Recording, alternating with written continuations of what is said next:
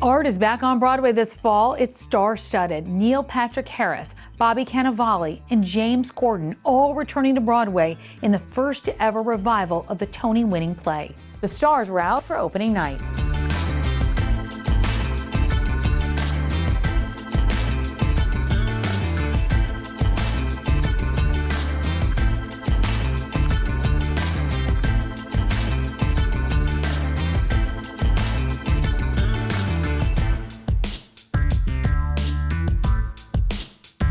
Here we are, opening on Broadway in this environment and place that just means just so much to me. And when I left my show, the show I used to host in LA, I was so determined that theatre was going to be a really major prominent part of my life. And I did a play last year at the Old Vic, and then this now, and it really is the thing that I want to do. And I really just keep wanting to come back to it. I've had the greatest times of my life, really, on this street. The History Boys was, I think, one street that way at the Broadhurst. Being back in this building now, it couldn't feel more like home. It feels amazing. I grew up in a very singular world where I was acting on television, and so, but on the West Coast, and then I would get the opportunity every once in a while to come and see Broadway shows, and I was so wowed by it, by the fact that we were all sitting and watching like a barricade of a French Revolution, and it revolved around, or a guy in a mask with a chandelier that fell, and I just couldn't believe that it happened over and over. I was so gobsmacked by theater, and so I would just come and see 12 shows in 7 days. You know, I was one of those. I'd go because I was on a TV show. I would get to go backstage for no reason. I didn't know anybody, and thank everybody and just go, wow, this is what the theater looks like. So I'm just still that kid.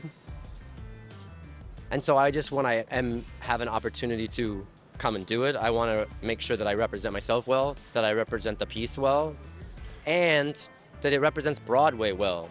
I'm really very excited. I haven't seen the play since I was in the play, and I love this play, and I love these people involved. They're all, Scott Ellis is one of my best friends, and I love the other guys, and I honestly, it's going to be, I think it's going to be wonderfully moving for me, and I'm excited. All friendships can come to a rough place, and I think male friendships are very tricky, and there can be a lot of conflict throughout, if it's really a long period of friendship.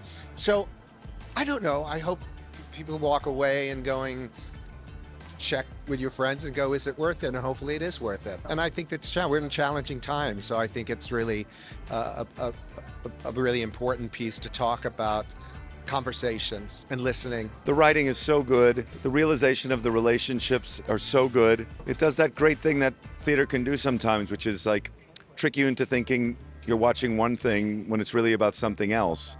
And I think it does it beautifully, and it does it all while entertaining you. So while it's not strictly a comedy per se, it's really about a relationship that comes apart. The laughs are abundant because I think people enjoy seeing these guys claw and fight their way through to try to keep this relationship. And it's really fun to watch a human comedy like that and the way it affects an audience, and it's a really fun wave to ride. As we've been doing it, I'm finding it a most miraculous piece of theater. It's distilled and condensed, 90-minute intermissionless show about 3 adult men who have very differing opinions, and they're in conflict with each other around a piece of art. That does not sound funny, and yet it's a very, very funny piece, not written as a comedy. And so as a performer, you get to really commit to this piece of really good material, studied in France by all students as required curriculum, and watch the audience go along on this journey.